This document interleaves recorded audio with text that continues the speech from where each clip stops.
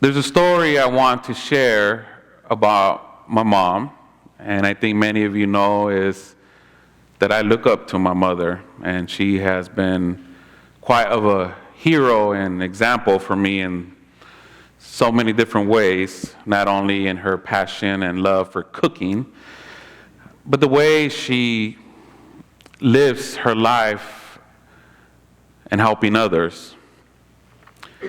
And I asked my mom if it was okay I shared this with folks on Sunday, and she didn't want me to.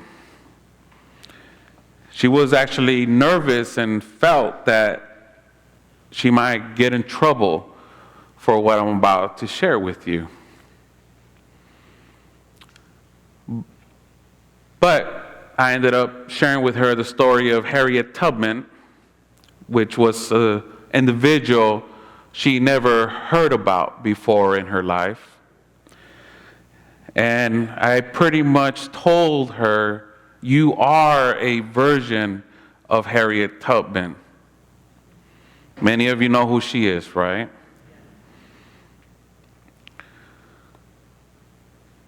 So this is a story. I was maybe around first grade, and we were in Tijuana, Mexico, and I remember just being in tears because I was about to be left with this old friend of the family and two of my other cousins to cross the border without our parents. So my mom already had been in the country for over 8 years. But one of the things that my mom did to help her cousins and her siblings is she was a coyote. Anyone familiar with being a coyote? Pretty much smuggling people into the country through the mountains back in the day. And that would happen a few times a year, not too much, but enough to truly affect me. And I remember this specific moment, I was there and I just asked my mom, why do you have to do this? And she said, because we have to help our people have a better life. And I asked her, but it's breaking the law. You could get into a lot of trouble. At 6 years old, I already knew. And she told me in Spanish, no más porque es la ley, no dice que es bueno. Pretty much she ended up saying legality is not the ultimate measure of right and wrong. But I had a task to do as well. So see, one of the things we would do is we would share our papers, especially the younger we were, with our cousins who were undocumented. So my social security number or my ID or whatever paperwork was needed helped bring a lot of cousins and family members into this country. It's what we had to do. And in this case, I was there with my cousins who were from Mexico, who were trying to reach the Bay Area. They were using my other cousins who were born here like me in this country, their documents. So I had to role play at 6 years old to immigration. Who are these people? And tell them exactly who they were. They weren't Luis Angel. They weren't Veronica. They were Mickey and Carolina. But we had to role play over and over and over. And my mom had to tell me over and over why we needed to do this and why the separation needed to happen. So eventually we would cross the border, and 2 nights later finally meet up with my mom and my aunts or friends of the family from Mexico, and things would be all good until we had to return to the border and do it all over again until I got too old to, not be able to fool Border Patrol or immigration. But in a way, she is Harriet Tubman, isn't she? I mean, Harriet Tubman had to break the law. It was the law back then to help free the slaves up north, wasn't she? And if she were to get caught, you know what would happen to her, right? Now my mom is asking me for a picture to frame of her in her house, of Harriet Tubman. And I said, I got you, Mom. It's going to be beautiful, along there with your other saints. So as you can see, the issues of immigration I was born into, right?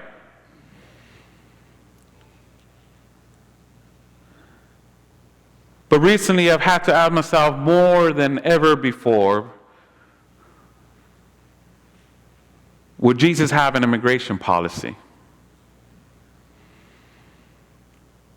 I have to also ask, does Jesus care more about dividing people through the securitization of national borders, or uniting them all as children of God under the virtue of compassion as depicted in the Golden Rule, something we know very well about, don't we?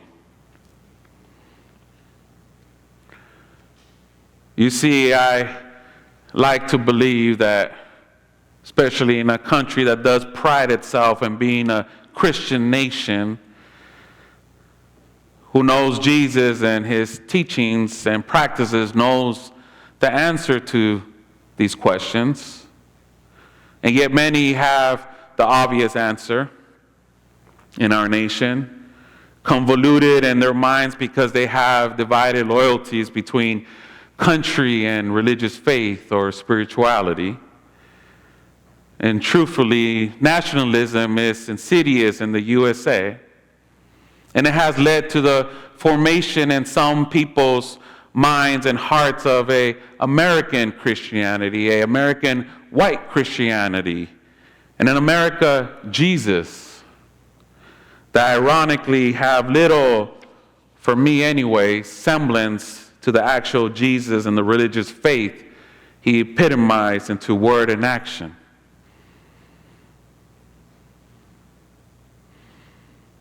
And of course, for me and with all my heart,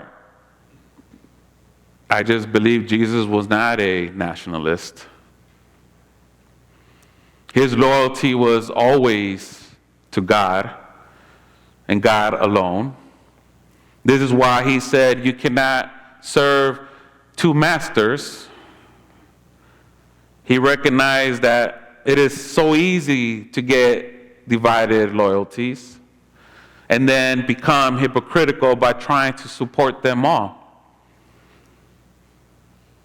But he also knew that this was not possible. There would always be conflicts of interest between the various loyalties. He called out those who tried to put national interest above God's values, especially the Pharisees and Sadducees.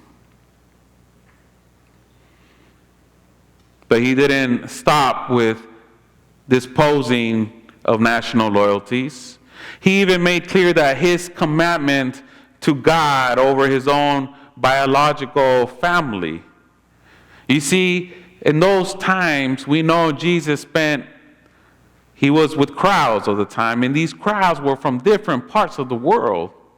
People who had left their own families to be there in Jerusalem and keep their identities. So when his mother and siblings interrupted his preaching, he told him and his audience that his true family are all these people who have had to leave their homes as well, who live also maybe by the values of God. How easy it is to disregard, in my own experience with conversations with my in-laws especially, when maybe our own loyalties are divided. And if you're like me, it's truthfully, we don't want to be called out on them. Our fears for the safety of our families and the security of our nation have, it feels like anyways to me, our loyalties of choice. We have made them, I think, more important than our spiritual loyalties.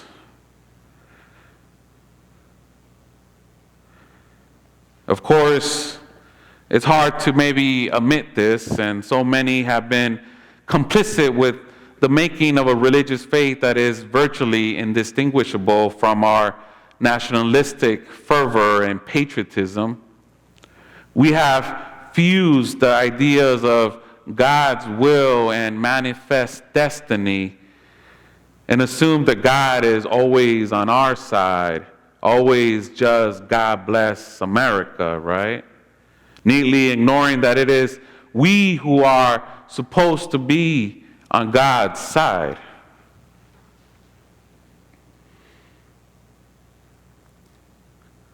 Oddly enough, our nation have shaped Jesus into a nationalistic image in this country, rather than recalling that both he and we, meaning Jesus and us, were created in the image of God. Jesus himself did not succumb to this mistake. When he met a foreign woman at a well, he revealed he was not without influence from his racist culture in referring to her as a dog. Yet her dignity and worth was revealed to him almost immediately, and he affirmed her as was in accordance with God's way rather than his culture's way. In another instance, having just traveled through enemy Samaritan territory and having been thrown out by them, he did not allow the animosities, fears, and hatred of his own people or his own negative experience distract him from God's principle of seeing their inherent worth. Instead, he constructed a beautiful parable, right? In which a Samaritan was a spiritual and moral champion of the story, thus emphasizing that it's not one's nationality, religion, ethnicity, or even status as friend or foe that matters, but rather one's ability to have compassion upon all peoples and to advocate, care for, and provide the basic needs of water, food, shelter, and medical care for all people, including one's enemies.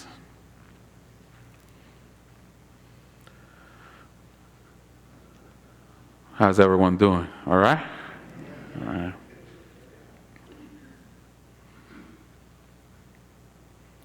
From his testimony of words and practices, we see that Jesus will not consider anyone to be, and I struggle to say this word because I just hate it, illegal, because no human being is illegal, right? Nor would he impose any form of immigration laws to those in need. We know that today millions of refugees are in need of safety from war zones, poverty, really from all kinds of violence. We have heard the stories coming from the borders, right? It seems like there's a new story every day about the border. Kids stripped from their parents, moms and dads handcuffed and detained indefinitely, and children being abused and dying while in government custody. Those who have lost everything dumped in the streets with nowhere to go. I believe Jesus will not take time to argue the ethical intricacies of actually assisting them, Compassion dictates we treat others as we want to be treated, right? This is the golden rule. Perhaps the only absolute he told us to follow, I think. And you see, this is why for me, not only because of the context I come from and the lenses I wear based on my family's story as immigrants themselves, and the folks that teach us all the time on Wednesdays who are mostly immigrants as well, as an ordained minister, it is an obligation to always remember and be taught and to teach and practice the importance of welcoming the stranger. Because I see a consistent pattern that God loves outsiders. We always talk about bringing those on the outside to the center, don't we? And I believe that when you do something for the least wealthy, the less popular, the least able, then you have done the very same thing for God.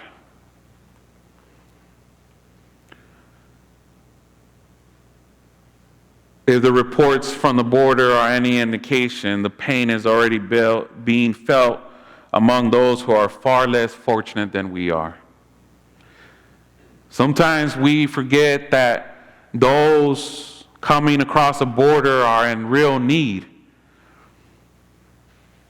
whether of food, clothing, or shelter, or the basic freedom to work and contribute to society without fear of criminals or corrupt government agents.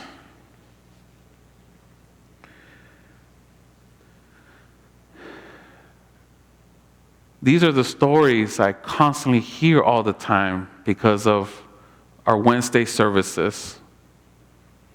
I'm constantly to this day helping folks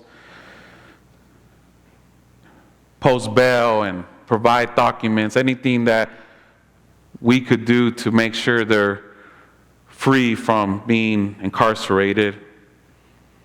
And so I want to share a story about a recent mother that I picked up from the airport. And it is very depressing.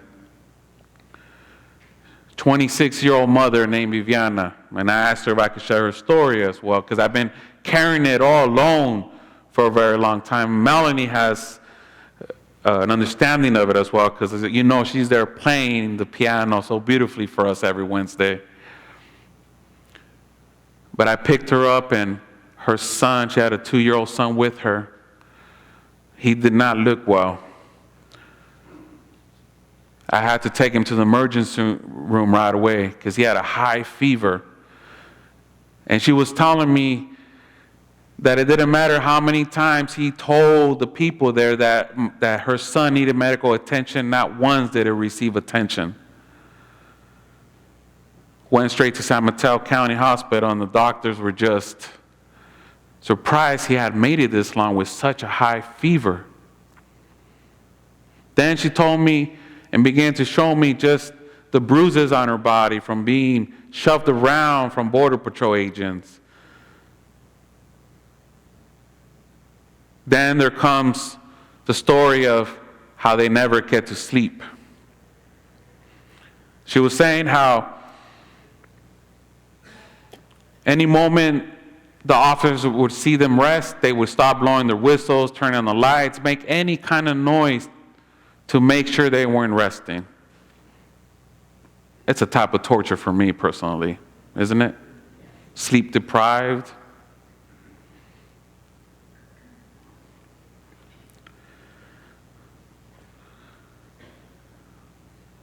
I share this with all of you because I know you want to know what's going on with our people who show up on Wednesdays, don't you? And it's hard to talk about, believe me. And I know we see this all the time in the news, but to hear it firsthand from a mother is painful. We forget the circumstances they come from until we hear these stories from themselves, I believe. And it is embarrassing that as a nation, instead of treating them like humans to be held, we choose to detain them like criminals to be punished. And the thing is that I truly believe that we as a country do have the resources and the goodwill to do better. I know we can. Or else I wouldn't keep doing what I am doing. I believe we have the capacity to put together a system that truly provides a space for everyone in this place, don't we?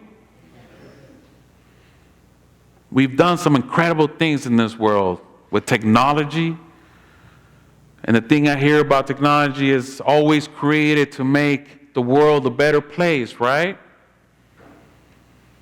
So there is hope. We are all one world. And all persons are our sisters and brothers and neighbors. We are to be devoted to this inclusive theology of Christ and not national loyalties that set up borders and policies of division. Jesus' encounters with foreigners such as Samaritans, Syrophoenicians, Cyrenians, and others indicate that we are all siblings created by the same God.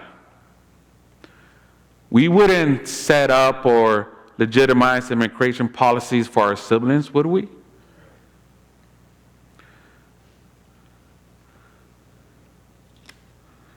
Instead, we should be providing sanctuary more than ever before for these refugees and immigrants who are fleeing any kind of persecution or poverty, whether in our nation, churches, or our homes.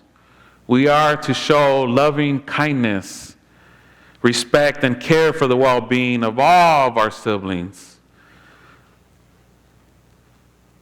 So my prayer for all of us, for America, is that she would love her neighbors and that she would welcome the stranger and truly become the beacon of hope I remember growing up hearing about that American is. A beacon of hope for all people, truly. And to know that everything is possible as a community and not alone. Amen.